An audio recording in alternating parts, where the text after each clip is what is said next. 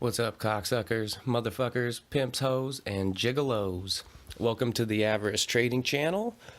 I'm Devin. Today I'm going to be coming at you with another movie commentary. We are going to be unwrapping the shit sandwich that is Halloween 5, The Revenge of Michael Myers from 1989. They cranked this sequel out very quickly after Halloween 4. It was only a year later. I believe that Danielle Lewis said that she had like her 8th and 9th birthdays or something to that effect on set at each different movie. So she had her birthday on Halloween 4. A year later, she had her birthday shooting Halloween 5. So they really cranked this piece of shit out. There was a bunch of cooks in the kitchen. There was a bunch of changes. They filmed a bunch of shit they ended up not using. They didn't really know where they were going with the story while they were filming. And it really comes out in the final product. This is in my bottom tier, the worst couple Halloween movies that exist. Is just god awful. The Michael is bad. The Mask is bad. The direction the actors is the direction that the actors are told to go or are given are bad. The way that it's scored is not very good. Some of the character choices are not bad. So anyway, we'll go ahead and get this started here. So if you've never watched one of my commentaries before or listened, basically I'm going to have the movie playing. You'll be able to hear it slightly. I'm going to talk over it, make jokes, provide insights. I might get off track, whatever. It's almost like a podcast. I'll let you know when I play so you can sync it up if you want to watch, or you're free to just listen to the audio by itself. Oh, hey, this movie's so bad that I might have to smoke weed while I'm watching it. I normally don't do that while I am recording, but it might be a necessity just to get through this piece of shit. If it bothers some of you that I do it because you're like, oh no, he's doing drugs. I live in Oregon. It's legal here. And if it bothers you that much, vote. You might hear me slurping some coffee or something, hear some glass, hear some water bubbling. You're just going to have to deal with that shit. So, nonetheless, I've got my PS4 here. I've got the movie ready to go. So, I am hitting play in 3, 2, 1, play. And of course, my thing takes a minute to fire up. Mustafa God Presents. So I'm at the very beginning. You can hear the music coming in now. Donald Pleasance in. First listed Donald Pleasance, I think, in all of them. Top billing. That was probably something that was required in his original contract. So this is a newer take on the font. It's got kind of a texture to it as opposed to the flat orange. It's a okay change up. I don't love it.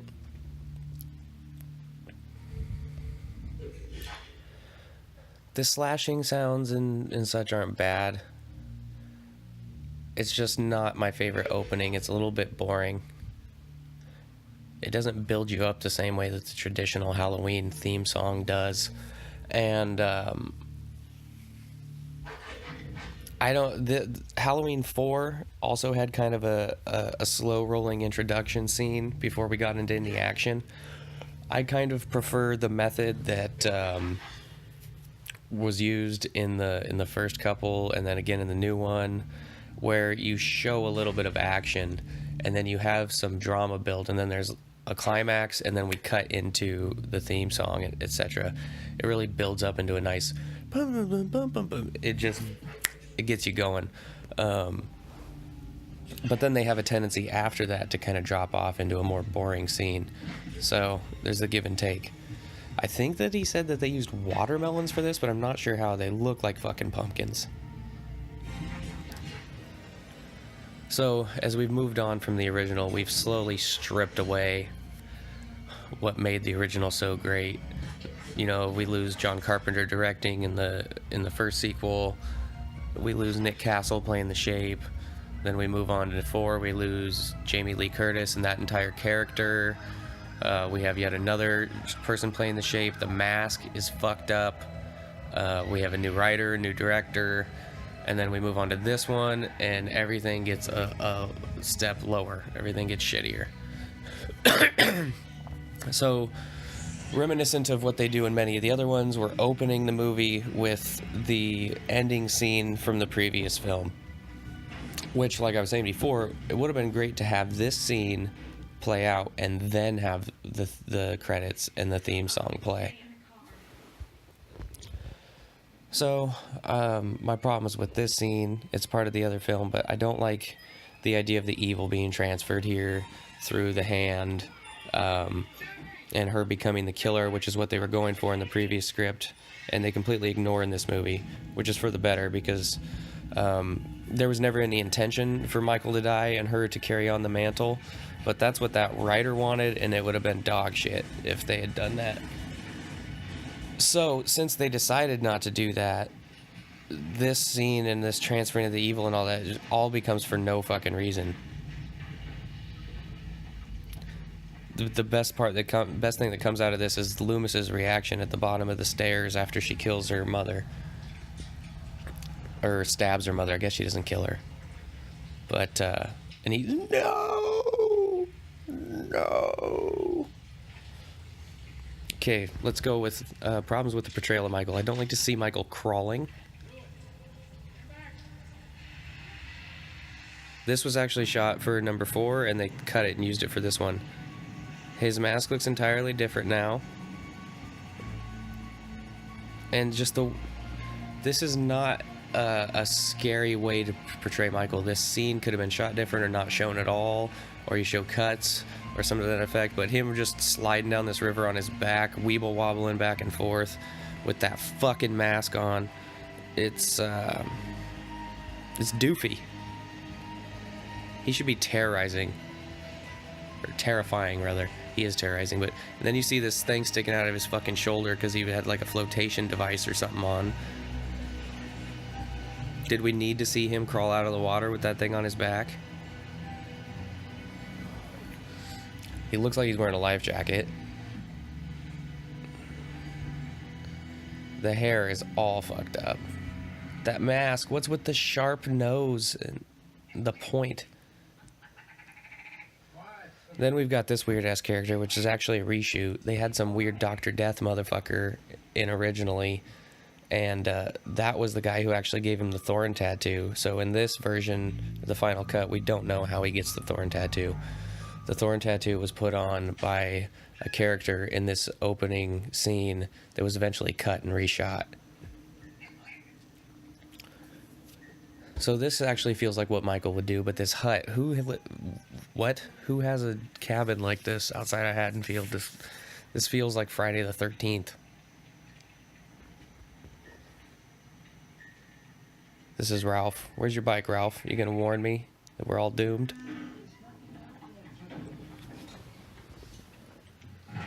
Oh, no. Oh, I can't take it anymore. His 5-hour energy just wore out. It's 5 hours and 1 minute ago he took it. And then this guy, this fucking guy in a mask is shot full of holes, tries to strangle you and collapses, and you're just like, I think I'll nurse him back to health.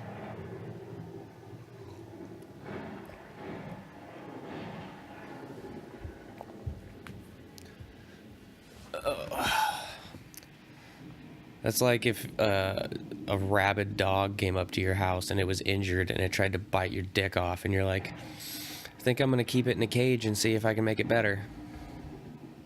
And then it finally gets better, and you open the cage and it bites your dick off and you're surprised.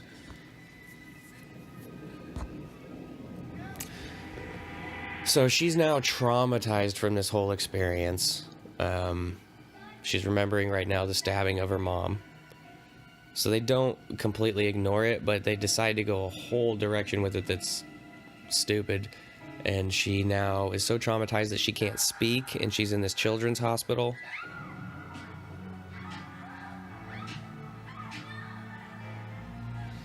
I don't know if they're trying to draw some parallel to Michael here because he doesn't speak. Maybe they're trying to imply that he can't. the same way she can't, because they have that connection. They really go hard on the telepathic connection on this one, and I fucking hate it. I said it in the last one, but having Michael connected to her telepathically and having the evil be able to be transferred and things of that nature, having the man in black, having somebody who's quote unquote like sheltering Michael or controlling Michael or guiding Michael, all that takes away from how scary he is. It's all fucking bullshit. For some reason, the thorn tattoo has a couple of dots next to it in this one, which I don't believe are in the 6. It's surprising there was a 6 after this fucking disaster. And maybe they shouldn't have made 6 and they should have just rebooted, because 6 takes this pile of shit and just smears it out a little bit thinner. I could totally see his face. I have a 58-inch TV and I'm watching this in HD. When he just sat up in that bed, I could see his face clear as day. I know this actor was only doing what he was told. It's not his fault. He was cast for the part, that the mask sucked, etc. But, for one, the mask is shaped horrible. The hairline is wrong. The mask was made for somebody with a smaller head, so it's stretched out a bit. This dude has long hair, so he's constantly got it in a ponytail, and it's sticking out the back, so the mask actually can't close all the way because his head is too big, and he's got this fucking ponytail in the back. So I'm wondering if he went with the untucked look simply because he couldn't get the mask to shut any farther than that because of his hair and his head being so big. And then, of course, like I just said, the mask is always untucked, which is...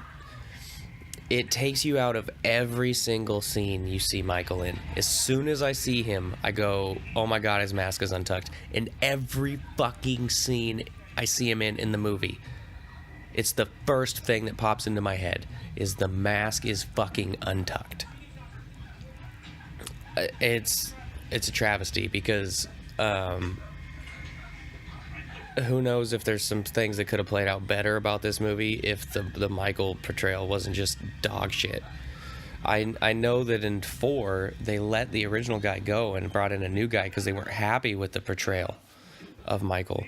And I'm real surprised that they saw this, the Accods and everybody, and they were just like, yeah, let it pass, we're good. So we've got Loomis. He appears to be more scarred up than he was in the last movie, which is weird. His scars got worse over time. It does look like a little bit better effect, though.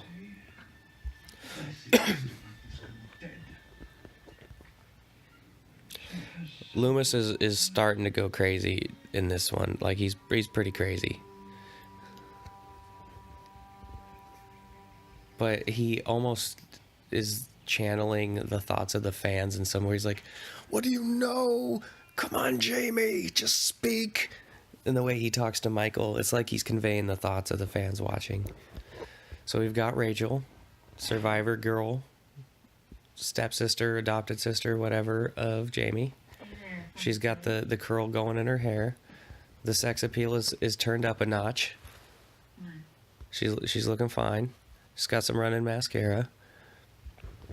Jamie is wearing pajamas that look like a set of sheets I had on my bed when I was a kid. Oh, Tina! We're now going to get introduced to one of the worst heroines in the history of horror films.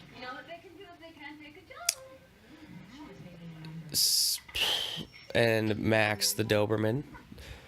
In the last movie, they had a golden retriever named Sunday. So, in the passing months or the year or whatever, they managed to get rid of their golden retriever and they have a full-grown Doberman now named Max. Tina, you're a horrible character. Wish you never were in this franchise. This director was French and he just had some goofy fucking ideas. I'm not trying to say that French are goofy fucking people, but this director took all the worst parts of being French and incorporated them into making this movie. It's just his view of the entire story and the Michael Myers thing and everything was just off. all of it was off. And I can't believe that somebody higher up didn't just cut it. I mean, this should have been straight to fucking DVD. This was dog shit. But I think there was a lot of craze because of 4. When Michael was brought back, people wanted that. They needed it. And I think they got good numbers at the box office as a result. So they greenlit this one and pumped it out right away. And I think this one did reasonably well because it was a follow-up to the other one, and people were excited coming off the other one. So they went and saw this, and they were super disappointed. So then when you go to 6, that was a dog shit movie, and people had been scorned by this, so that one did horrible, temporarily killed the franchise. Kind of interesting, though, because the gap between 6 and H2O was only a couple years. So the gap between Halloween 1 and Halloween 2 was actually bigger. It just seems like there was a long gap. I don't know why, but it seems like there was this gap between 6 and H2O, when actually it was, I think, 6 came out in 95 and H2O came out in 97 or 98. So it was right in line with the scheduling of what a normal sequel would be. The catch being, Halloween 6 came out during the death throes of this type of film, the slashers, etc. You had like Jason Goes to Hell and Freddy's Final Nightmare and all that shit. It was just trash. And Curse of Michael Myers Halloween 6 was right in the midst of that. But H2O was a few years later, after the success of Scream and the revitalization of the genre. So we've got Michael hiding outside, stalking them already. The mask is untucked. See, like even the shot, the first thing I popped into him as soon as I saw him, your mask is untucked. Motherfucker. Now we got the super... One thing, the director wanted her to come off as sexy, and she said she really didn't know how to do that in these scenes, a lot of them, because of just what she was supposed to be doing. Comes off as sexy to me. She's hot. I mean, you know, you're rubbing your dog and stuff, that's not... Oof, little splash of the butt cheeks. Now she's gonna start taking her shirt off the shoe. Yeah. It looked like the panties there were different than the panties that you just got flashed when she was feeding the dog. I think they intended for it to look like she was nude there, but now with HD and large TVs, you can totally tell that she's wearing some beige-colored panties. Jamie's got her telepathic connection. She senses danger. She's gonna start going fucking Picasso on the board. Rachel loves to yell at things to shut up from the shower when they can't hear her, or it's not going to work. And this is a weird, so like Michael comes up and as he go in the house, but he waits till later. Jamie learned sign language in a matter of months. It's very impressive. Look at that silhouette in the shower. I see a tan line on the booty. I saw a bush. I could tell that there was a bush through there. This is still in the Bush days. One great thing that's happened with the advent of technology. I'm just kidding. I don't think it has anything to do with technology. But somewhere in the late 90s, girls started shaving their bushes, and that was a great step for mankind. Ladies, if you want your man to yodel in the valley, for sure trim that shit. It makes it a lot easier. We don't like getting, we don't like flossing with your pubic hair. So, Rachel, I was talking over, but Rachel yells from the bathroom to the phone to hold on. Hold on a second. God, jeez. Like, the phone can hear her, or like the person on the other end can hear her, and they're just going to pause the ringing for a few seconds till she gets there. It's one of the dumbest fucking things. Yelling at the phone to hold on. So, I don't know why Michael just doesn't kill her right here. It doesn't really make sense to me. He's stalking her through the house. She's all wet in her towel. He likes to kill girls when it reminds him of his sister, and this is very reminiscent of the scene from the first one where he kills his sister. Loomis's scar is growing. It's crazy. Or at least has grown since the last movie. Go and check him. That's not where I'm at in the movie. She just ran out the door. Loomis is looking at Jamie.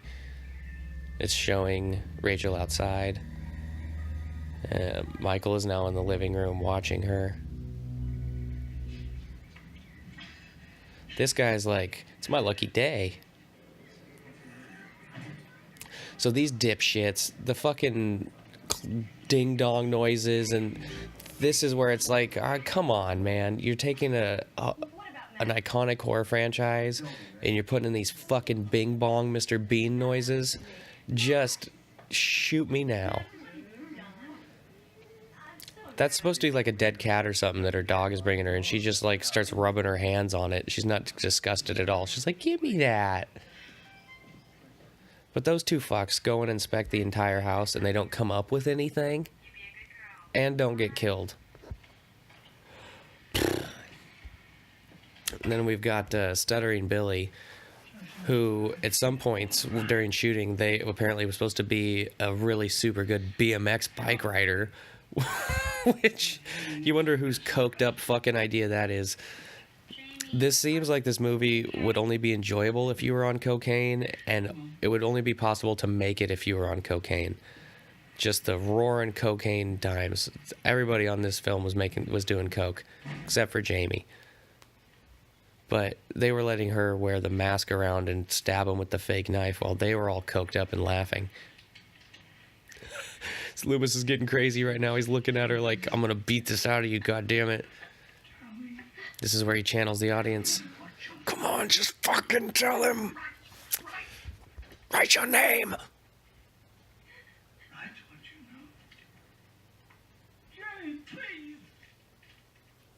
What's your mother's favorite color? Please.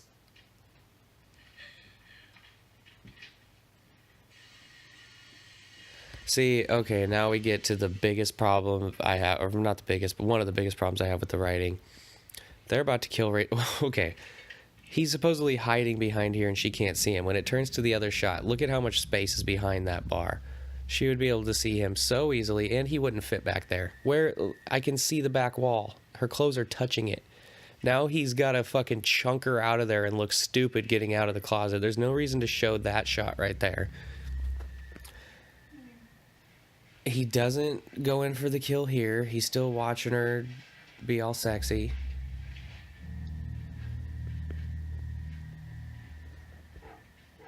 And now the dog is barking and she's going to get all concerned. Basically, it's just exactly what we just went through.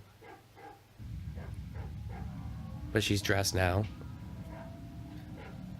Completely dried her hair before she got dressed. Contrary to what my wife does. Now Michael's going to go break the picture and draw her attention and stab her with the scissors in the neck. Oh my god. Pause. My fucking shit just stopped working.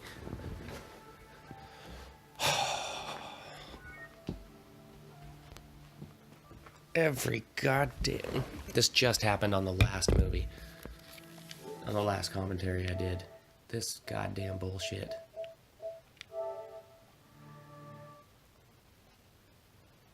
Unknown error. Do you want to report the problem? No, I want my shit to fucking work. How come it works all the time when I'm just watching stuff, but when I need to watch something because I'm recording a commentary, then the motherfucker's gotta not work?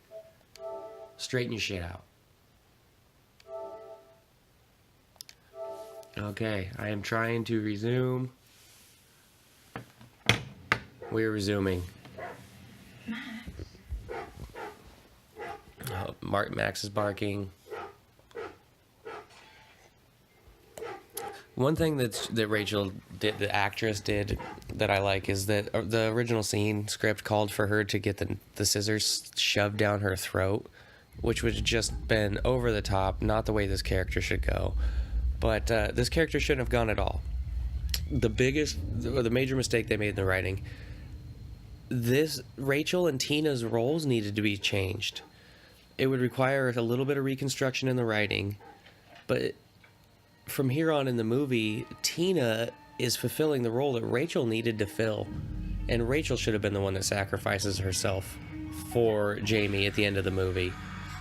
And that would have been a great character arc for her. You start from Halloween 4, where she resents this little girl. She causes her to have to cancel a date with her boyfriend. He ends up cheating on her, all that. They go through this traumatic event, and then at the very end, Rachel sacrifices herself so that Jamie can live, and Michael kills her. That would have been a great character arc for Rachel. And Tina, who everybody fucking hates, who's a throwaway character, could have been in the movie for 15 minutes and then had the scissors shoved down her throat by Michael, and I wouldn't have given a fuck. I'm told that during the screening, when Tina died, people cheered. And I'm also told that during the screening, when Rachel died, some people left. It was just a dumb fuck decision by a bunch of dumb fuck people making a dumb fuck movie. I mean, I love the Michael Myers essence. I love the shape. I love what these movies could be. I watch them because it's part of the lore and it gives you little bits and clues and you get to pick it apart. And so I will watch this 100 more times before I die. But as a product being put forth, if I had made this, I would be severely disappointed with it. It's a disaster. A bunch of fucktards made this.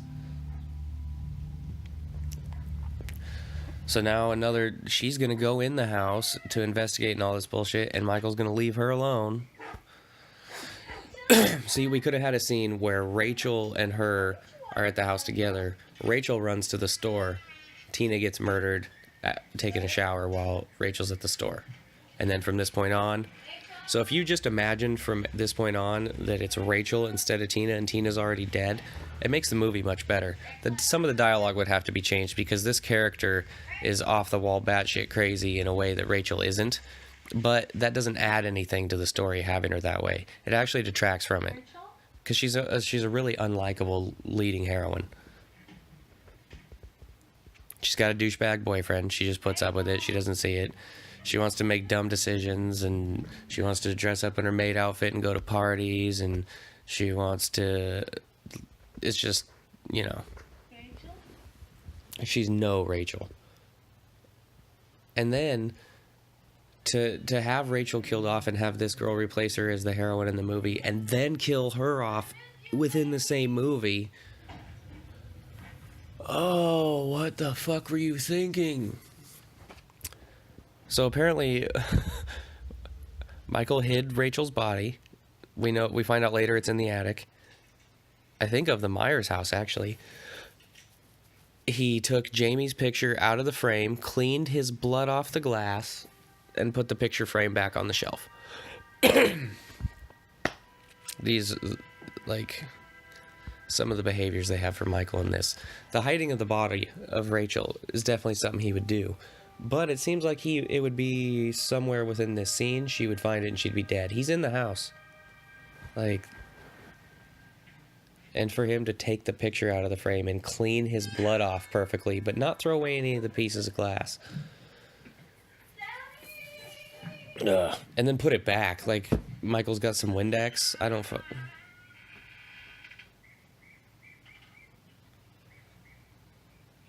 How did she sneak by her?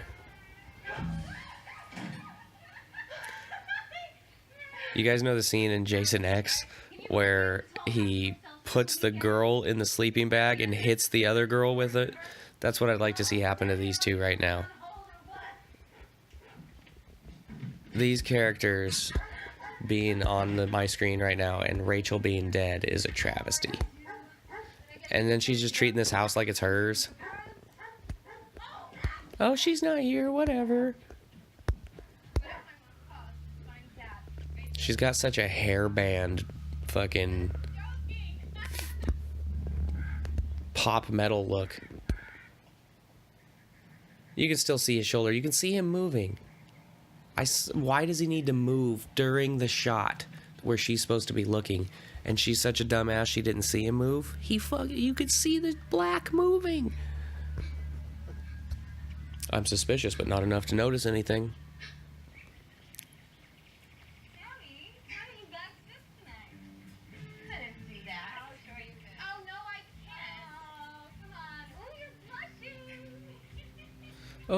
you're gonna... What is that sweater? What are you guys wearing? Some of the style choices that people go through as trends.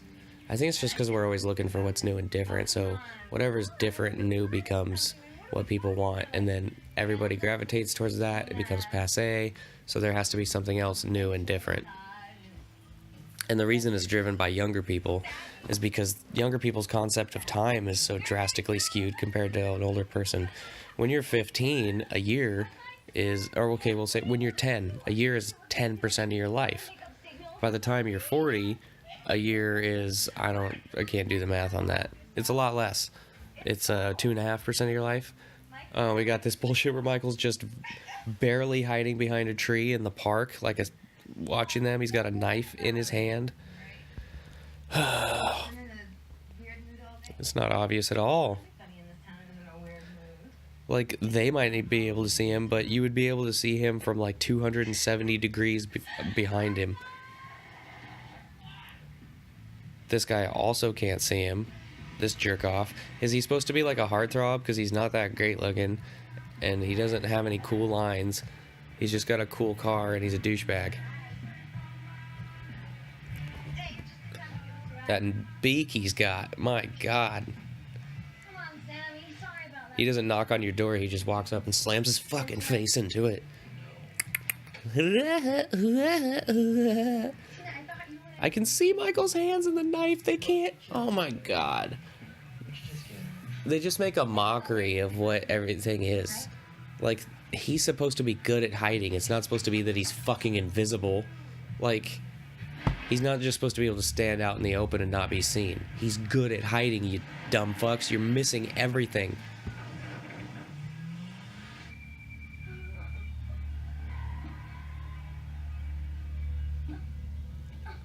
Like, this movie is a lot of the worst parts of Rob Zombie's Halloween 2, but without the opening hospital sequence that's badass, and without a badass Michael. We've got some stupid telekinesis stuff, we've got some totally unbelievable stuff, we've got bad character portrayals.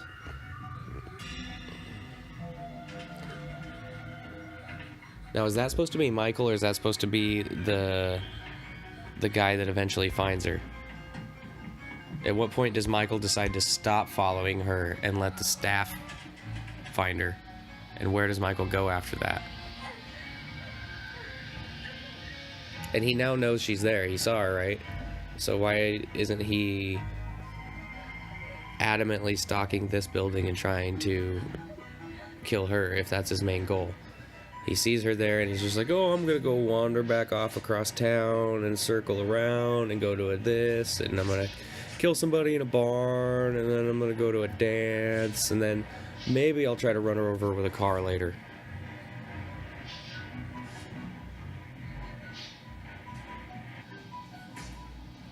They didn't know, they knew where they had to start, but they didn't know where they were gonna end, so they zigzagged all over the goddamn place in between. And it just, you can tell that they didn't have any idea what they were doing when they shot this. So now Michael has stopped following her, and we have this old dude, but we don't know if it ever was Michael. Yeah, it's so great to have her not talk. The scene plays so much better when she can't talk. Do they ever make a circumstance where she's trying to scream for help and can't? Which would be like the scariest use of the fact that she can't talk. Because the only purpose it's serving in this film is the fact that she has the telekinetic connection to Michael, or the psychic connection. Call me now for your free reading. So having her not be able to talk, she's not able to convey the information that she's getting from their telepathic connection. Just get rid of the fucking telepathic connection and let her talk. Oh my God.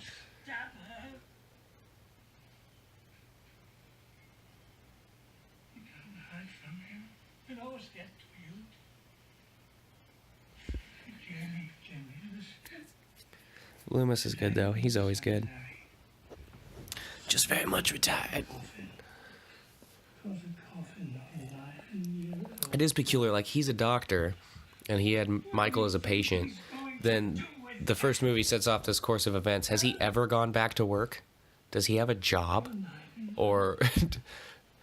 And just because he's a doctor, they let him come into this children's hospital in another city and harass patients. His story is a bit curious. It's a shame that Donald Pleasance was at the age he was and died, because it'd be almost great to have a series of Dr. Loomis movies.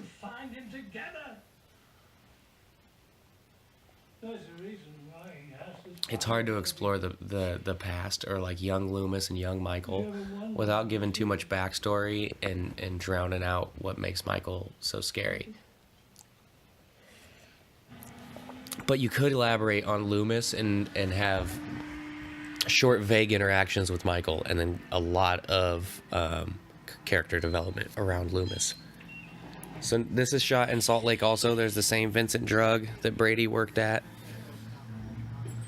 And now we're introduced to fucking shit kicker O'Neill. I don't know why I called him that, but he just stepped on that dog's tail.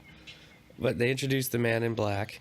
They didn't know why they introduced him or where they were going with it. They were hoping they'd figure it out in the next one, which is always a great solution, to plan on getting another movie and then not tying up your story well enough for it to make sense, because you plan on making another one and then have the next one not be able to do it. The address of the old Myers house is 45 Lambkin Lane, as stated by the officer in Halloween 2. The actual address on the front of the house in the original Halloween is 709. This one said 10 something. A little bit of continuity with the address would be great. This house looks nothing like the actual Myers house on the inside. I mean, it does look old and condemned, but this looks huge compared to that house. Have you come home, Michael? I know what you want from her. And it's odd. Loomis is afraid of Michael in that he's afraid of the destruction that he can and does cause, but he's not afraid to go right up to him, right after him. He's been face to face with him in person enough times that he's got like this strange comfort with the presence of Michael that nobody else really seems to have, except for maybe Laurie a little bit in the newest one. In the newest movie, Laurie takes on a lot of the character traits of Loomis, and I almost wondered, since she survived that, if that's the way they decided to go with it. So the Man in Black is there with his fucking spurs making noise, but Loomis can't hear it. And he's got the matching thorn tattoo. Ooh, he's Michael's twin. And he's got like a suitcase, like he's got to come set up a fucking kill room like Dexter, or... What are you guys doing?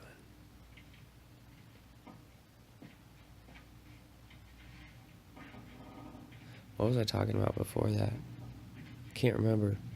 Good, because you were boring the piss out of me. And he's up on the rail.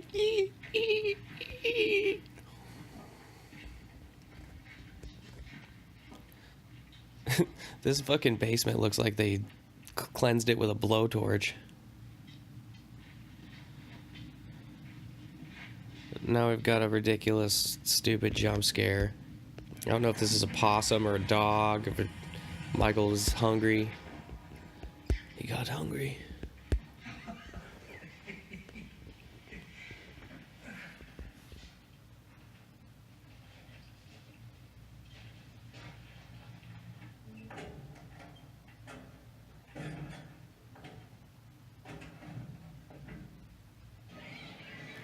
So now, does he look like he's hidden at all? And again, the mask's untucked. We're actually looking slightly inside the mask right now. The hairline that's droopy face, it almost looks like somebody melted it and stretched it out. Now we got this guy trying to look super cool, rubbing his car. It's a nice car, but this isn't like a particularly wowing shot for the audience. We've already seen the car.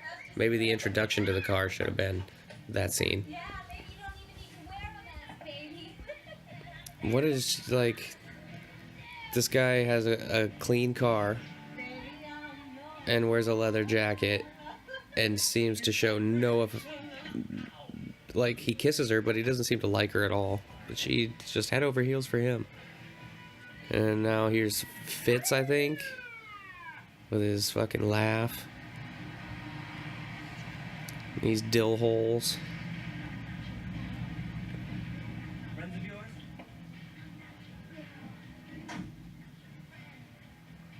How many cases can we get? 3 cases. Any more, I think old Mr. Casey would know something's up. Yeah, he's not gonna notice if 3 cases of beer are stolen. You gonna pull around back, or should we both just get busted out front? Nobody sees Michael standing directly across the street, not really hidden at all, with his untucked mask, jerking off. Thank you. Nice acid wash jeans, Marty McFly. We gotta get ready for the Tower Farm party. Why are you holding that cigarette like that? Nobody who smokes cigarettes holds cigarettes like that. You hold a joint like that. Oh, badass, dude. You're burning up your tires and... Oh, like... You're just being hard on your car when you do that. You're not taking it out on those people. Middle of day, now it's dark outside. Took him that long to back the car in and put 3 cases of beer in the trunk.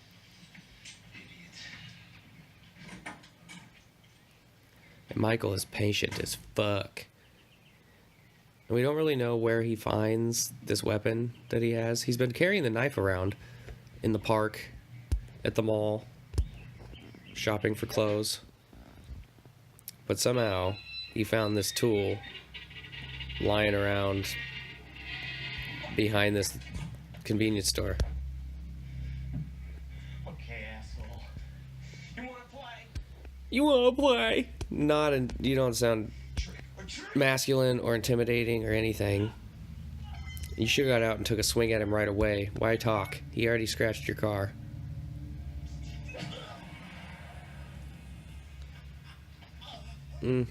Not that impressed. Don't really care. Nice boots, though. He died with his boots on. Probably fucks with his boots on. Loomis like a fucking creeper at this little kid dance.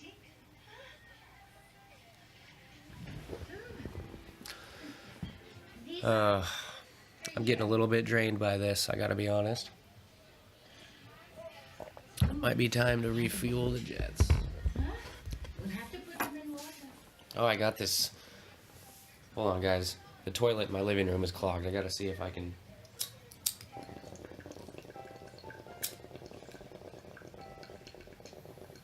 Sometimes the drain doesn't want to... It's good luck. It just swirls around a bit, and you gotta...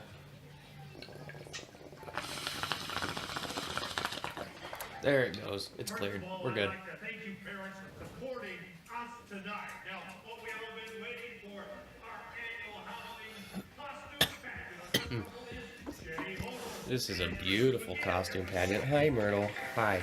This is my dog. Couldn't hear her. If you hear any snorts or anything. Hi, Mary Jane. Hi. She's a pit bull named Mary Jane. Whacking her tail and everything. This scene with the costume thing seems kind of goofy and campy, but I get invited to weird shit like that at my son's preschool all the time. You gotta go there and watch toddlers try to sing a song. At least these kids put some effort into their costumes. They don't really seem to match, though. Like, is Billy's a pirate and she's a princess?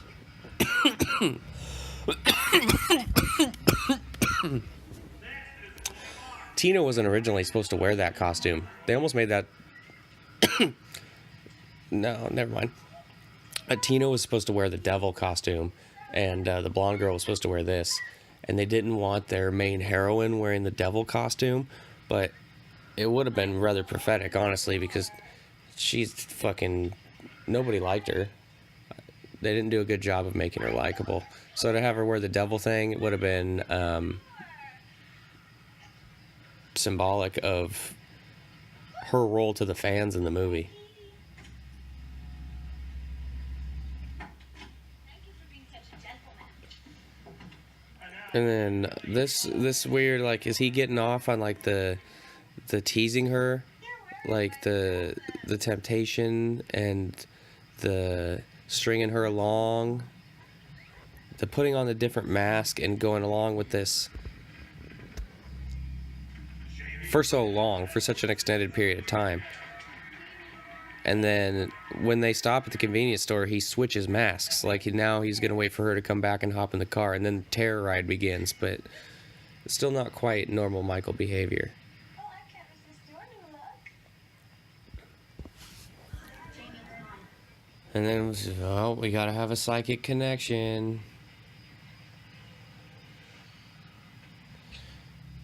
Don Shanks does do a great job with his eyes and his hands in this.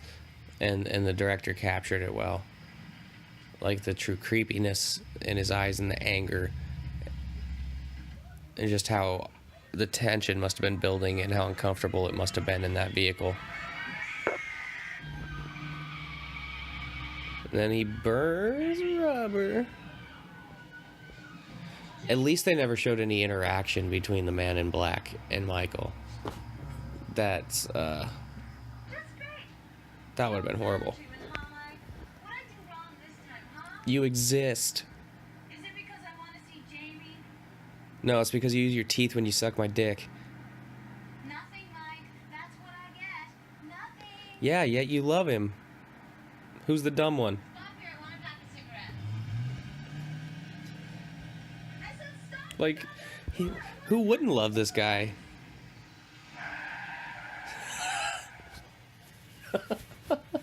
He's so considerate and loving, gentle, compassionate, great conversationalist.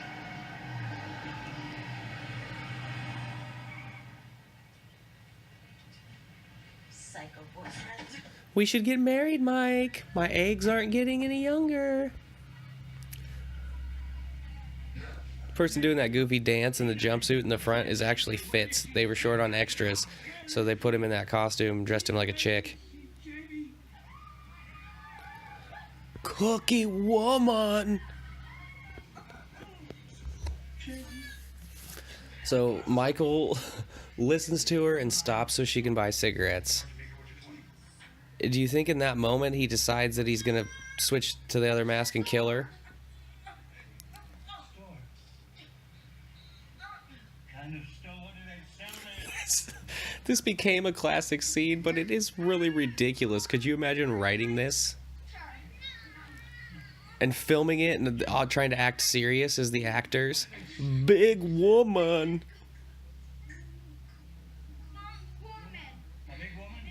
A big woman? A big woman? She works there? A big woman works there?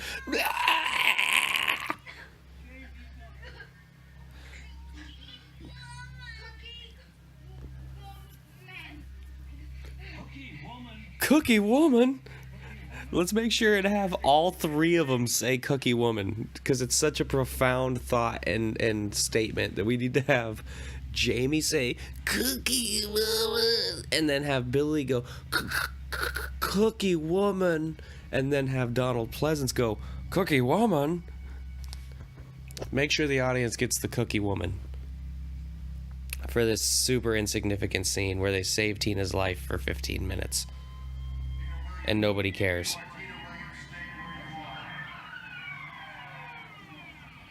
And now you just see him wearing that dumb fucking mask driving the car. None of the cops noticed that he was sitting there. And nobody hears him pull off in that loud ass car. I can hear the car running. But she's gonna look and the car's not there. You can hear the fucking car running. Is that supposed to be those police cars making that throaty ass muscle car sound? Hello,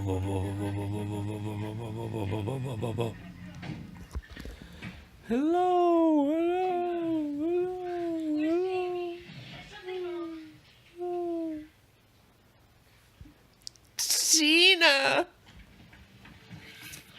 Oh my God.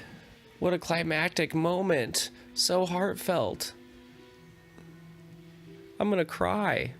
I'm so invested in these two's relationship. See, like, why is she so...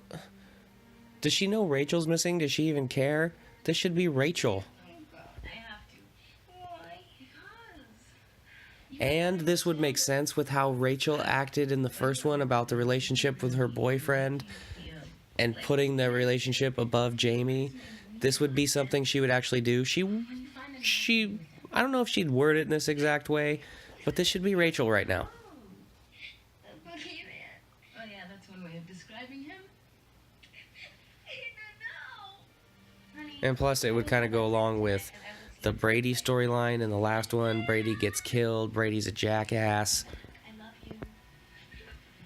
Not as horrible as Mike in this one, but they made all these just throwaway characters. And Tina is a throwaway character, but they made her the lead girl when Rachel was right there. They already had her. You already had her. It's like, that's like if they had killed off Dr. Loomis in Halloween 4 and then just had a different doctor for the rest of them. Oh, yeah, help it. That's great. So you're going to be fat, in poor health, with 3 kids on welfare in 20 years. Because I'm not sensible if I can help it. All right. For you, Doc, any day. I don't have to exercise because I'm young. Yeah, and then when you get older and you start to gain weight, it's going to be real hard to take it off because you're not used to exercising. You guys supposed to be trailing me or something? Well, then you can give me a ride to the Tower Farm. I drink till I shit blood or black out. Congratulations, man. You're going to have a happy life in a few years.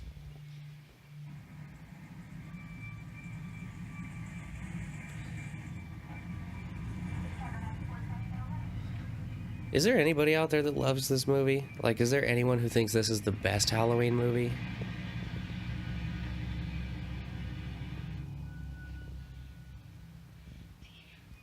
I mean, if you think this is the best Halloween movie, I want to tell you to get off my channel. I want to tell you to move far, far away. I want to tell you to not share your opinion on movies with anybody. But I am curious why you would think this is the best Halloween movie. So I almost don't want you to leave my channel because I'd like to scratch your brain a little bit. I'd like to get below the surface and find out what you think about this is even mediocre. Forget best, forget great, forget good, forget decent. The Tower Farm. What about this even reaches the level of mediocre? Because I think that's the highest that you can say. Nothing in this movie is better than mediocre. None of the deaths, none of the dialogue, none of the characters, none of the cinematography. It's all pretty fucking horrible. Michael's bad in every single scene. Oh, nope. There is a scene that's not mediocre. I have to change that. The scene where Michael gets the shit beat out of him by Loomis with the 2x4 and the chain, that is a good scene. I look like a life-threatening situation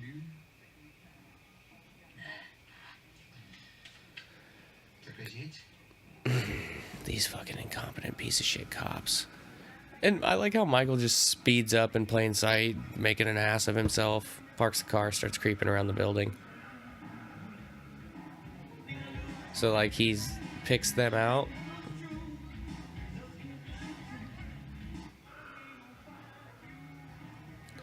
Now he's interested in Tina for some reason.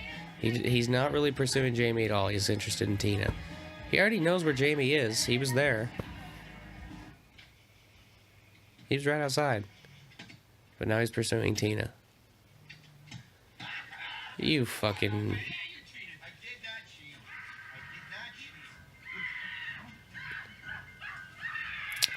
cheat. So, how does Fitz know who Michael is? How does he know what he looks like? Where did he get that mask? How does he know what Michael's new mask looks like? You think that's funny? Did he have that mask tucked in? I think he did. Oh my goodness. Definitely not funny. Like, Somebody needs to be dead right now. Fortunately, we're lousy cops. so according to this, they know exactly what he looks like, but they don't see him when he's standing 12 feet across the street in plain sight or barely hiding behind a bush. She just showed us her pussy. There's a little pussy.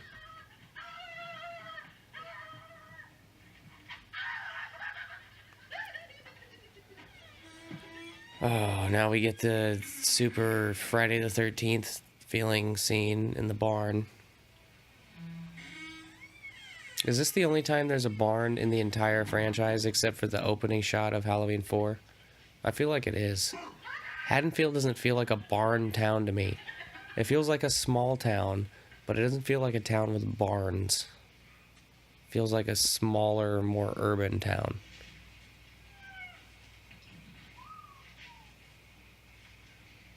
Maybe I'm off base on that. Maybe all small towns have this type of shit on the outskirts, and since they're having this weird party, they went to, you know, a farm on the outskirts.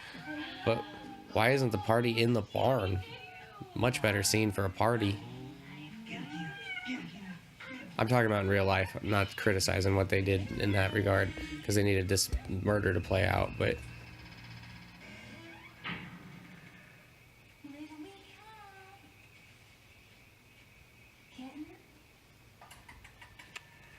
She lost her pussy. You don't hear about that too often. Oh, god damn it, the drain's clogged again. It just happens, you know? It's almost like it needs to be flushed ever so often or it gets clogged. So we'll see what we can...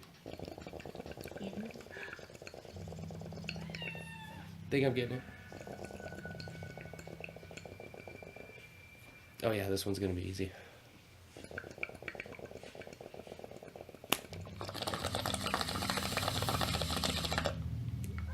Oh yeah, we're free and flowing again. Kitten, I hear you, but I don't see you. Say that to my wife all the time. I can hear your kitten, but I don't see it. And she goes, you can hear my kitten. I'm like, come on, don't play. You know you be queefing. We be queefing. That was all a joke. My wife doesn't queef, and I don't tell her that she does. Run. Why don't you just ask who it is and tell him to go away? Throw that kitten at him. It'll fuck him up good. That would actually be a great self-defense. If you threw a cat at somebody, that cat would fuck them up.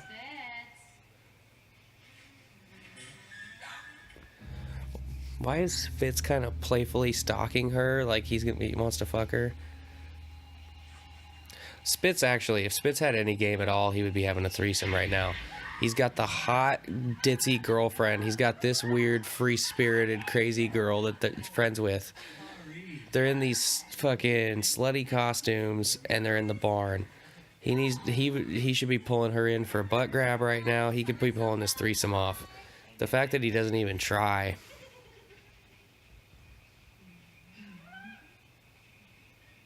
I'm speaking from experience, by the way. I know how you get these things to go down.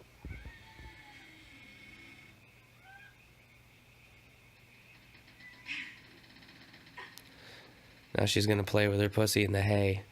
Seems like that would be itchy.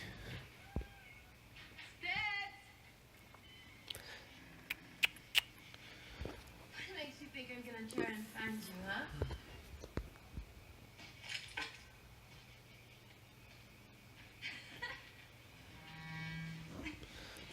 So scary.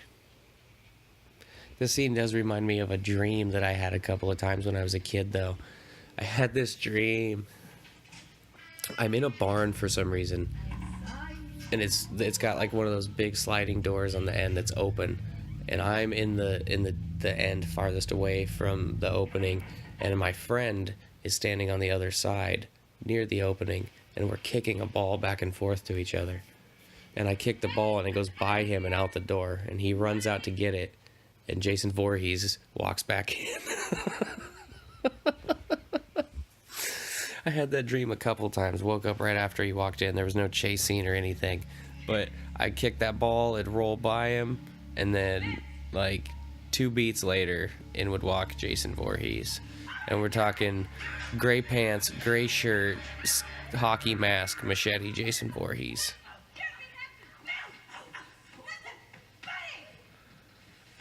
Again, we've got the fake Michael Myers scare. I hate that shit.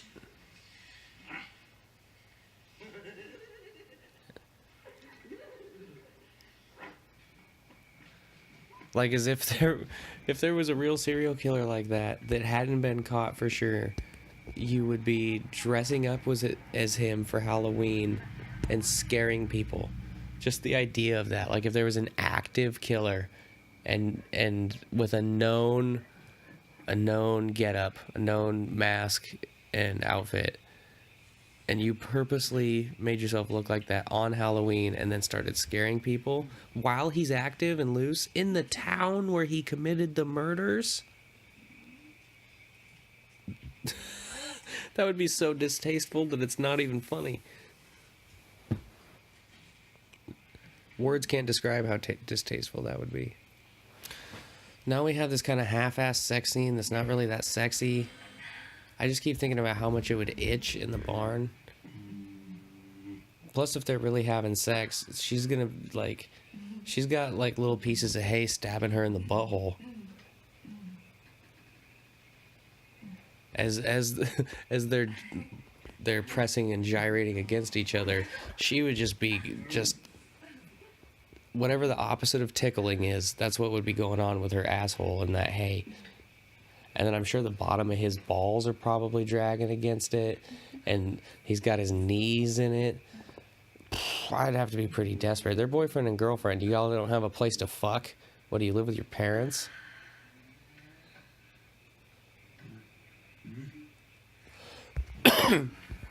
They do go pretty minimal on the nudity in the Halloween movies.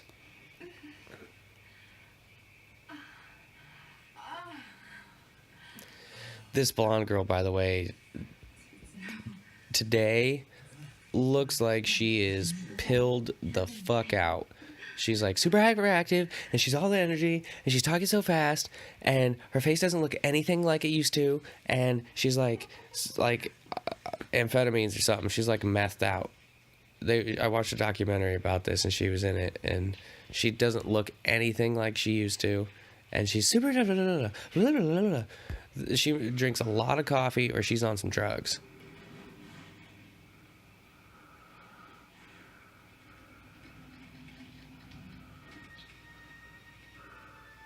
If you're out there listening, I'm not hating on you. Get some help.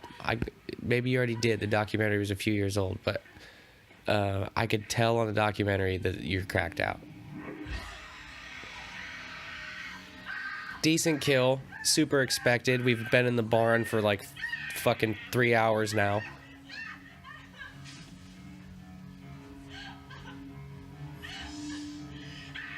He does, I mean, now the pitchfork and the mowing scythe make sense. Is that what it's called? A scythe? She's gonna try to put up a little bit of fight, which is good. I don't like that he grabs that way. That wouldn't be how you would defend yourself. He should have just swung his thing and knocked it out of her fucking hands. You know her grip's not that great, especially compared to his. And I would have much preferred seeing the kill with the mowing scythe compared to the kill with the pitchfork. I think that would have been a more impressive kill to see. And then why did he decide to then put that down and pick the pitchfork back up? Unbelievable. No respect for authority anymore. And these two get killed, but we don't get to see it. And this is a dumb fucking interaction. He could have just like, how about a cool like stabbing that through the window? Yeah, show her getting killed with the scythe. Don't show Fitz getting killed with the thing. He gets his neck broken or breaks his back, something like that, throws him off of the roof. And then let's see them get stabbed through the window with the pitchfork. See, now everybody's running out. Somehow the cops have been murdered. Nobody noticed. It's already over. Michael's gone. These fucking 7-year-olds are running around with no adult supervision in a wheat field or something in the middle of the night on Halloween. Tina, haven't you died yet?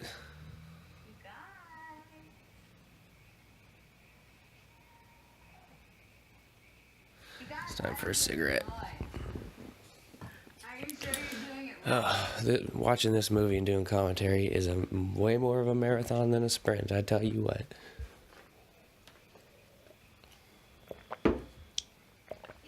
I am doing it because I enjoy it. I enjoy that I hate it.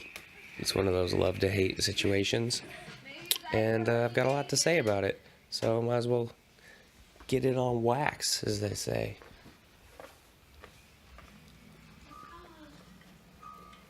So Michael went out there and had the interaction with the cops and left, but didn't get Tina, even though that's who he was there for to begin with.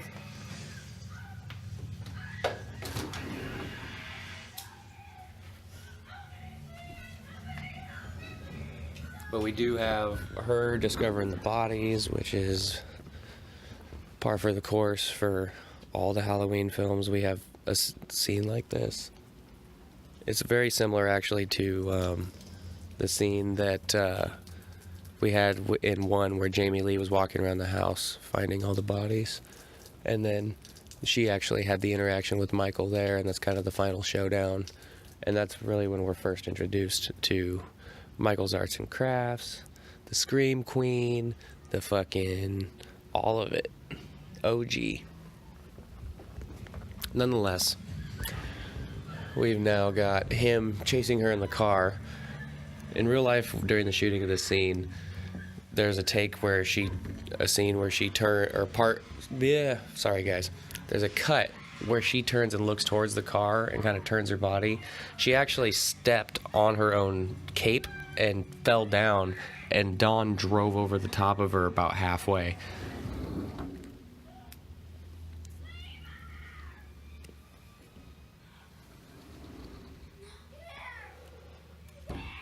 Now Michael decides to leave Tina alone and go after Jamie, even though he knew where Jamie was the whole time and had been following around Tina. He really tries to run over, was that Billy? Yeah, Billy.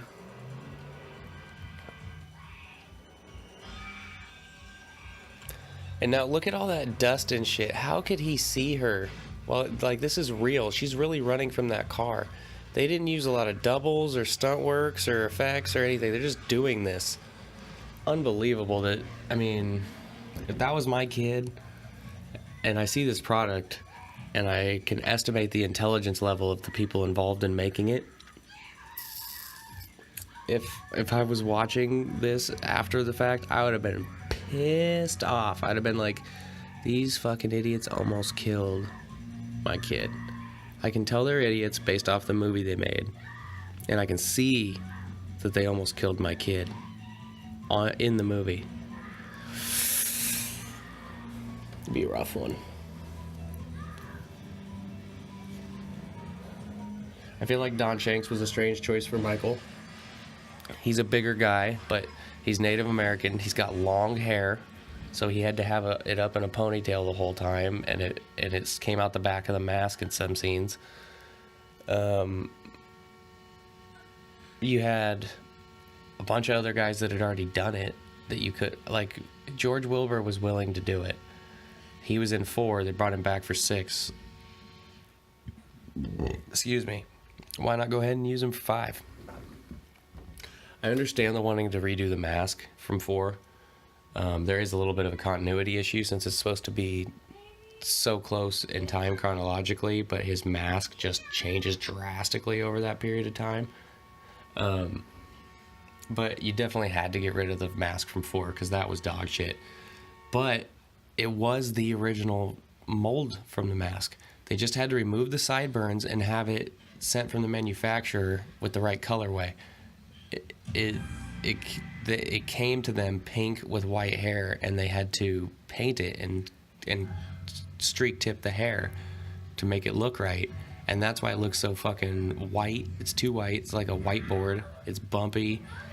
And the hair's wrong. Plus, it has sideburns, which it's not supposed to have. And it makes the whole profile of it look wrong. And I also didn't really like George Wilbur as Michael. He looked kind of dumpy. Shoulders looked way up, pushed up high.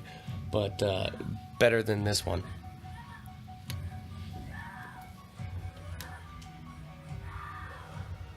I'm talking through the super dramatic. Oh, yes! Yes! Get her!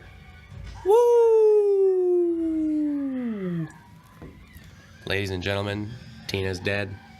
Tina's no longer a part of the Halloween franchise. Golf clap. Like, you see how much more dramatic it would have been if that was Rachel in that moment, because we would have a lot more invested in the character at this point, and it's a much more likable character. Tina should have already been gone, and then that should have been Rachel.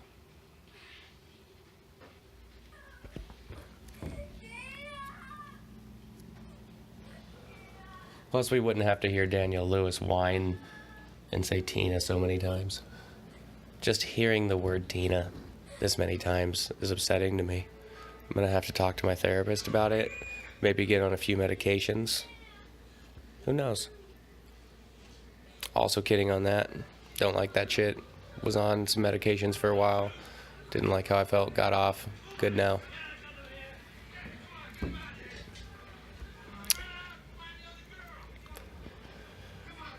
Oh. So now Loomis comes up with the idea that he's going to use her as bait at the original Myers house and try to capture Michael that way. Tina. Let's work that in a few more times. Maybe we should say Cookie Woman one more time. I wonder if they actually wrote on the script the word Tina out with an exclamation point like 27 times in a row. That's great writing. When you look down at the paper and you've created some sort of a pattern with the words because it's so repetitive, you know you've done a good job. That's creative writing.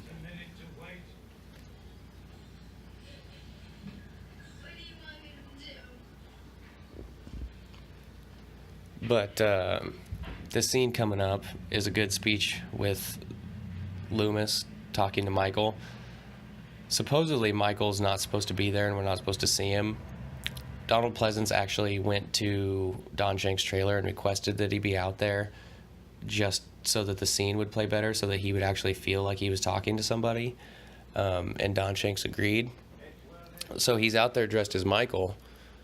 And now on this big TV in HD, I can totally see him standing out there. So a little bit of the eeriness is gone because I feel like he should have been hidden in the trees better or not visible at all. Since the scene didn't call for him to be there to begin with, I feel like it was supposed to play a little more eerie, but I can just see him standing there and walking.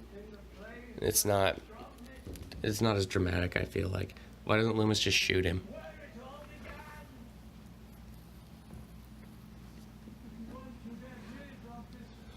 But the idea that if he wants the rage to go away, he should go back to where it started.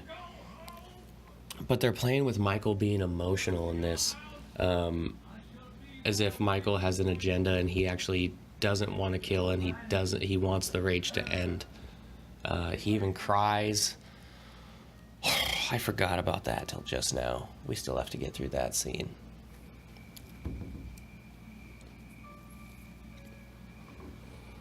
Come on, Myrtle.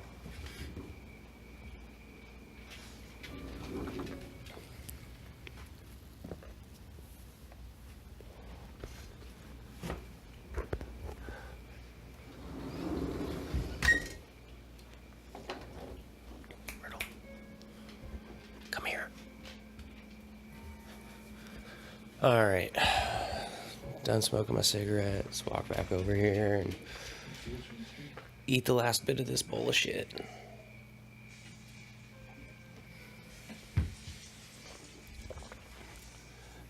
Now this idea, I do like this scene here, where they effectively set up a trap for Michael. They have a solid plan. They're using bait. I feel like Loomis knows that some of these cops are going to die, though. He knows that this isn't going to go off without a hitch. He feels like he's going to be the backstop, the last line of defense. But he's going to be in a position late in the cut so that he can kind of observe some of the destruction.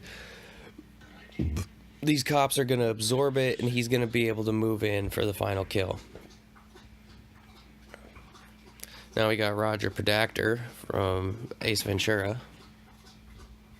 Do that good and loud, I'll be out here. That's why Roger Podacter was murdered. He found Captain Winky. One brave. Oh, I know all there is to know about the crying game. Ace Ventura is one of my all-time favorite movies. I grew up in an era of kind of goofy movies. Some of my favorites are Biodome, Ace Ventura, Mrs. Doubtfire. That's the shit I watched a lot when I was a kid. We got the thorn symbol painted on the wall there. They were trying to work that in, but they didn't know how or what they were doing, where they were going with it. Oh, that's right. Loomis has the idea to have the diversion. I'd totally forgotten. The plot of this movie is so throwaway that I missed some of the finer points.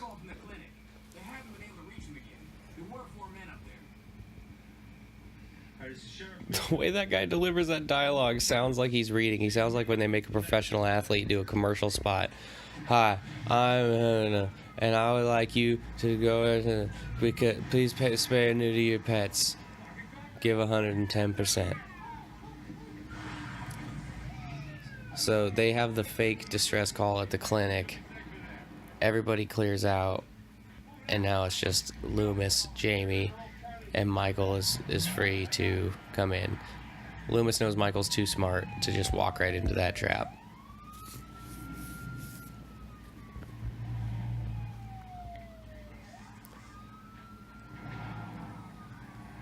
He's a bad motherfucker, man. I mean, this house looks nothing like the Myers house.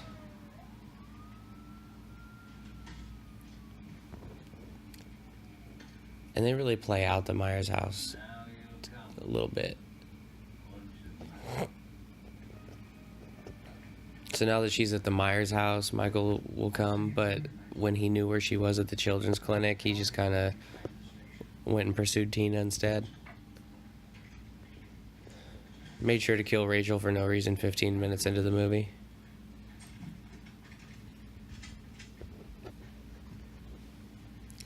What the hell are you doing? I've got an itch on my chest and I can't reach it. You've got 5 seconds to give me that key before I take it.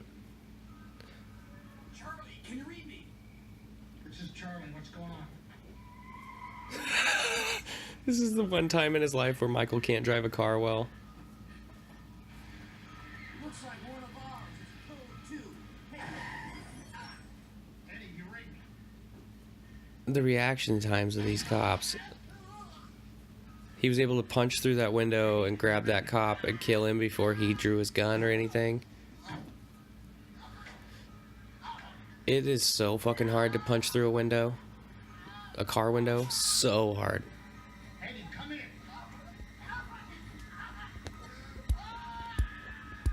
And then this guy, he's sitting there listening to this guy die forever, but doesn't try to do anything. Doesn't pull his gun out. Johnny. Johnny. Michael Myers is outside. That is great. Loomis is so fucking great. Michael Myers is outside.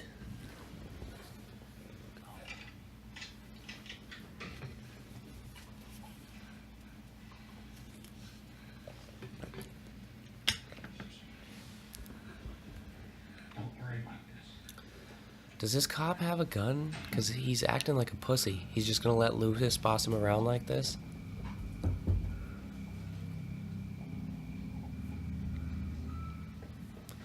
Why is the Myers house still standing? Why isn't that shit just demolished? If you can't sell it to anybody.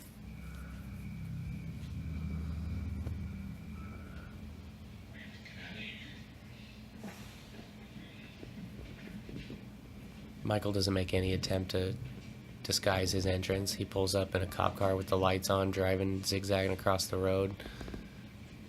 And then just destroys that cop on the radio. God, he looks stupid. Michael doesn't hold the knife up by his chest like that. Like he's prepared to strike. He's calm. Moves in a better stalking manner. I just hate this fucking Michael so much. This fucking shot. Why are you holding the knife up like that? You look dumb. You look like a statue.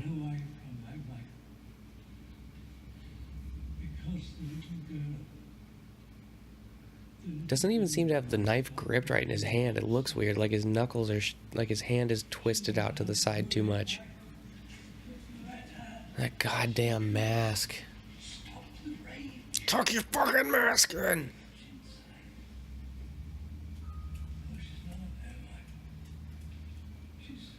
They did take the sideburns off of this one, but they just got the whole hairline fucked up.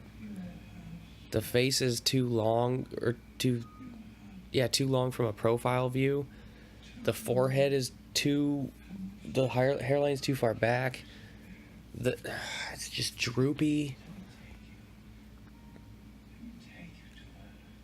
Again, whoever decided this was okay must have been on a lot of coke.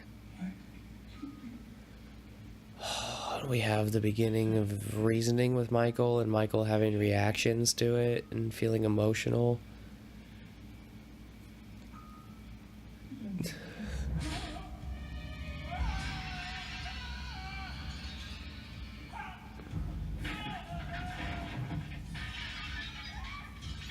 Now you decide to get your move on.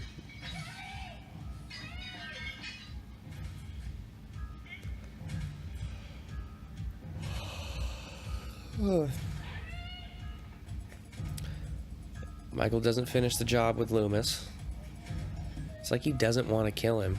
It's like, dude, stop fucking with me. Okay, I'm sorry. I'm gonna go away.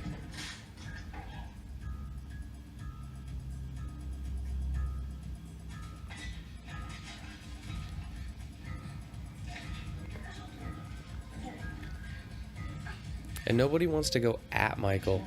Everybody tries to just run Rudolph. I mean, I know that he's got the lore and he's supernatural and it probably wouldn't work, but if I had that shotgun, I would have the urge to just blast my way through him. I'm gonna shoot you until you're gone. I'm gonna saw you in half. The way he took those shots and fell back looks stupid.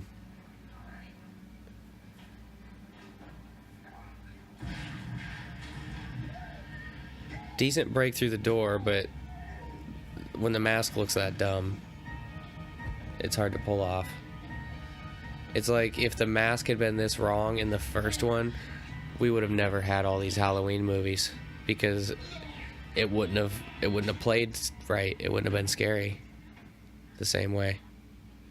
It looks scary from that angle, I gotta be honest, looking up in the window.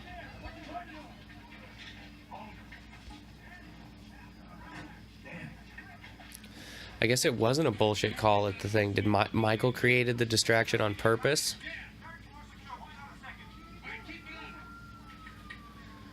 We needed more of the sheriff in the movie. He's the best non-Rob Zombie sheriff Brackett, and he's Sheriff Meeker. He's not Brackett, but he's the best non-Rob Zombie sheriff. He's very good in the last movie, and then you barely use him in this movie. They didn't even use the good stuff they had. Loomis is great, but you have Danielle Lewis, who was really good in the last one. She could lead this one, and you have her not talk. And then of course, the missed opportunity on Michael. And then you have the sheriff, who's really awesome in the last movie, and you just totally reduce his role in this one.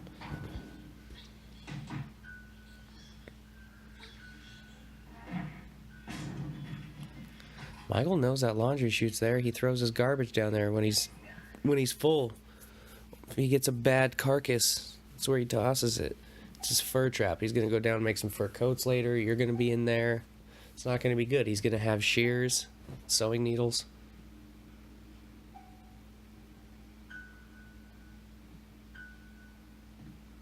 I like how he checks the laundry chute before the closet. It's the most obvious choice. It's like if there was a bed in there, she would for sure be under the bed. People think it's safe under the bed, but that's always where people look for you, is under your bed. I can't hide under my bed. It says on the floor.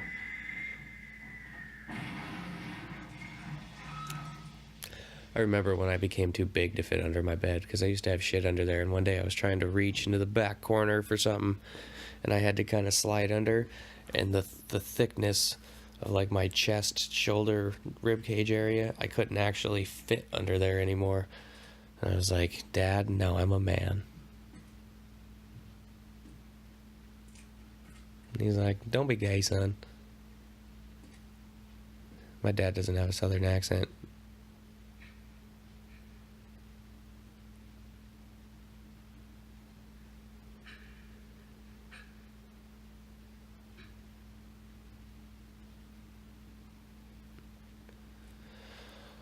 Oh no, let's chunk her around with the fucking...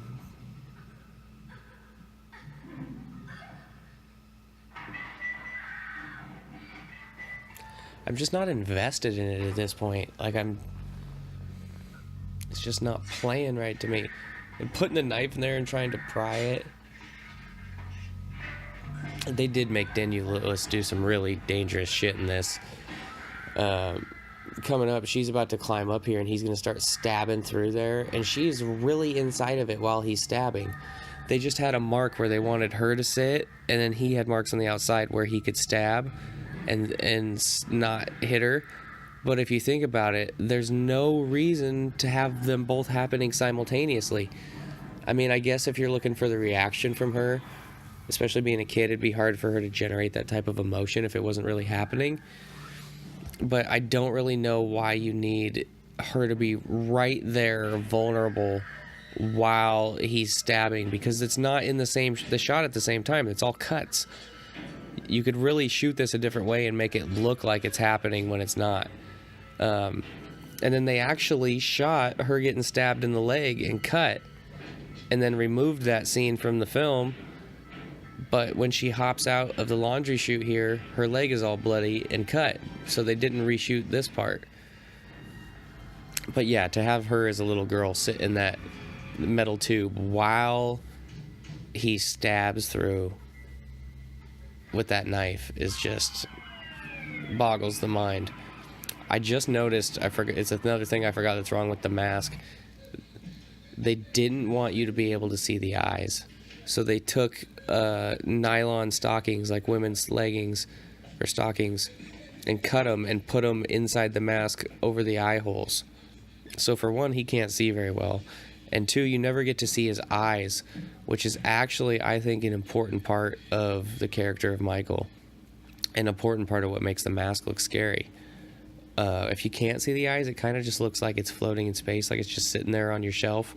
But when you can see the eyes and the person portraying Michael does the eyes correctly, it really adds to the terror of it. And there's something about that mask with the moving eyes that's creepy. The pale, emotionless face and the blackest eyes. So just every choice they made, as far as Michael's concerned in this movie, is wrong. Now he's got this weird shrine in the attic. He apparently lit these candles, I don't know, before he went to the school and killed everybody. I think this scene was actually shot after they wrapped. They called everybody back for this attic scene so that they could oh, Rachel, yes, no, why didn't you remain in the movie longer? But they called everybody back for a reshoot of this, or to add this final scene to the movie. And they needed everybody that was dead to be the corpses.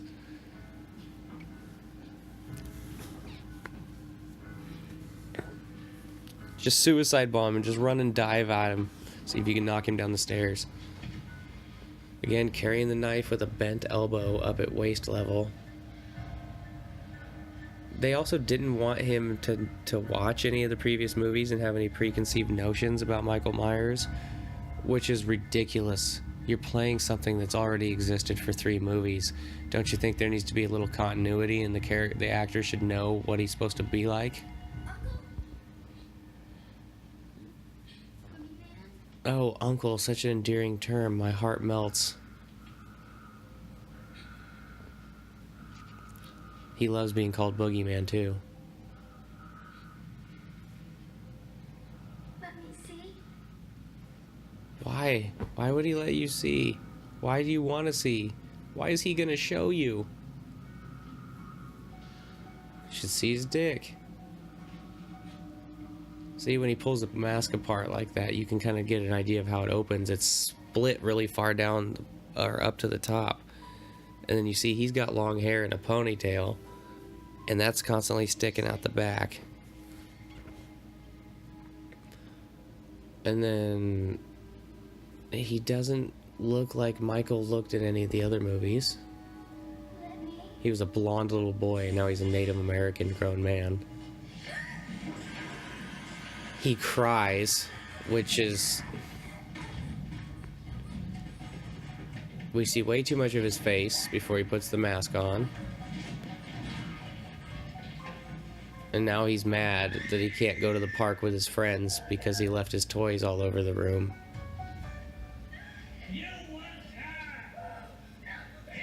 But Loomis has got the ultimate plan that's finally coming to fruition. There was a few bumps in the road, but he's going to get it worked out.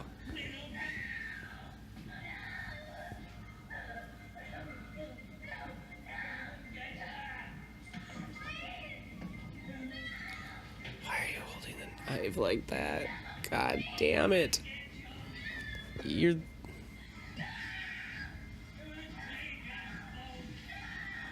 This is like if somebody made a fan film and got Dr. Lewis, or got Donald Pleasance and Daniel Lewis.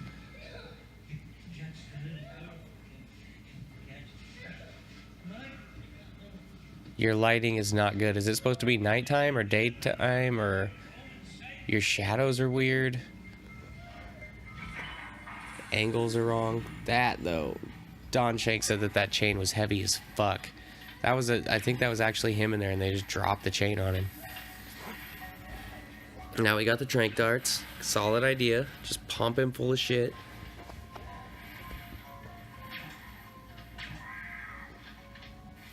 So he's at least part human because he's reacting to this shit that would be affecting a human biologically. The only way that this would have any effect is if it was affecting him biologically. And I like this part, the beating the shit out of him with the 2x4. I think he broke his nose with that hit. In real life, he broke his nose. And for an old man like Donald Pleasance to have to do this and exert this effort, it's almost like he exhausted himself in real life and collapsed. And this would have been, just as Halloween 2 with the explosion would have been a solid ending for both characters, this would have been a solid ending for both characters. If he had just beaten him to a pulp and then collapsed to his death on top of him like that.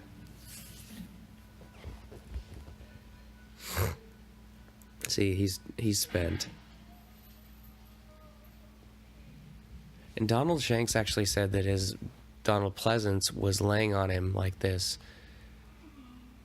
and dying. He whispered to him, "Now I get it. I abused you when you were a child." Which is interesting because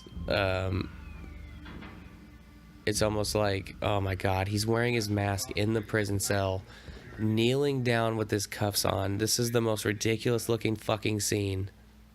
Never die. I take it back to the clinic. But it's almost as if Donald Pleasance felt that the Dr. Loomis character was abusive to Michael when he was young, and maybe even caused him to be what he is now. Maybe he wasn't actually that. Maybe he just snapped for a minute, but he was salvageable. And maybe the not speaking, etc., maybe Loomis became verbally abusive to him.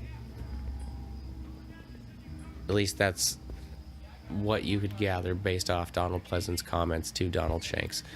But yeah, we have one of the most ridiculous scenes in cinematic history, where you've got Michael looking all fucking like a scalded dog on his knees wearing his cuffs in that cell with his mask on in jail with his mask on and his own clothes.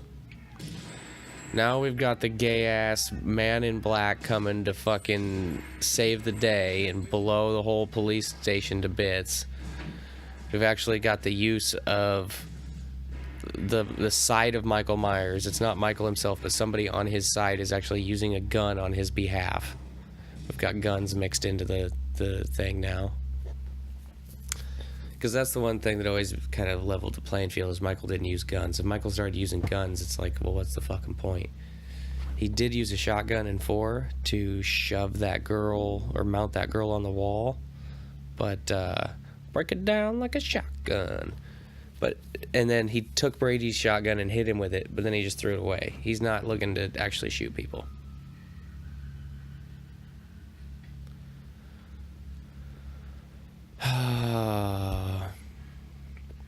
I'm the man in black.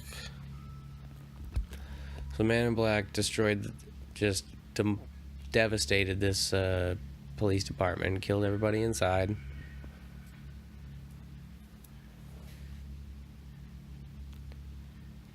And used like a grenade launcher to bust open Michael's cell.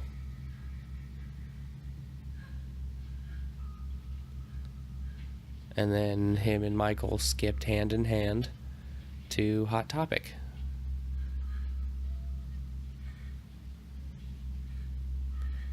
I actually have a Michael mask, and I bought it at Hot Topic years ago. But it's like the run-of-the-mill worst, looks like Halloween 4.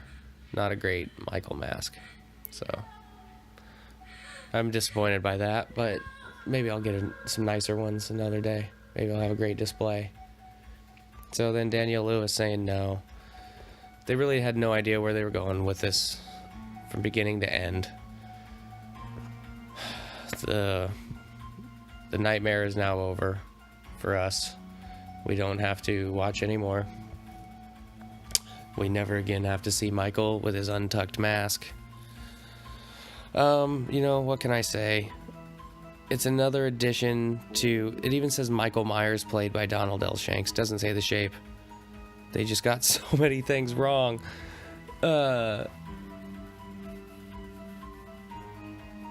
This is an addition to the franchise. It's a lily pad along the way to where we got. So I don't know if I would change it, because I'm okay with where we've ended up now with the new reboot. But this movie definitely could have been better. The previous one could have been better, or at least not had that ridiculous ending to set this one up for with more potential. But the direction that this one decided to take it and run was just dog shit. And then this trademark score, is this the only time that this is in the whole fucking movie? Did we hear this any other time in the movie? Like, does anything get you pumped up in the movie? So yeah, we got given this, we dealt with it. I'm still pissing and moaning about it.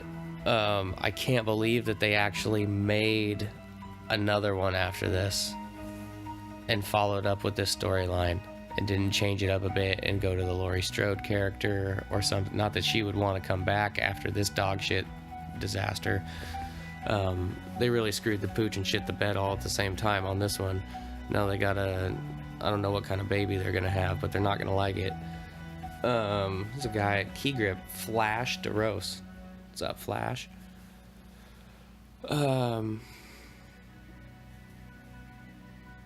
So yeah, I don't really like this movie, but there was a period in time where it was one of the only ones I had, so I did watch it a lot. Gave me a chance to figure out everything I hate about it and really appreciate the other ones for what they are.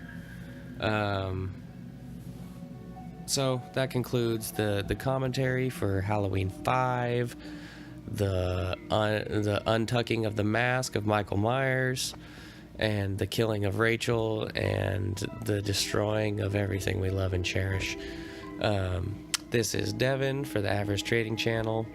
Catch me, Avarice Trading on Instagram, Avarice Podcast, and until the next time, I'm signing off with this commentary.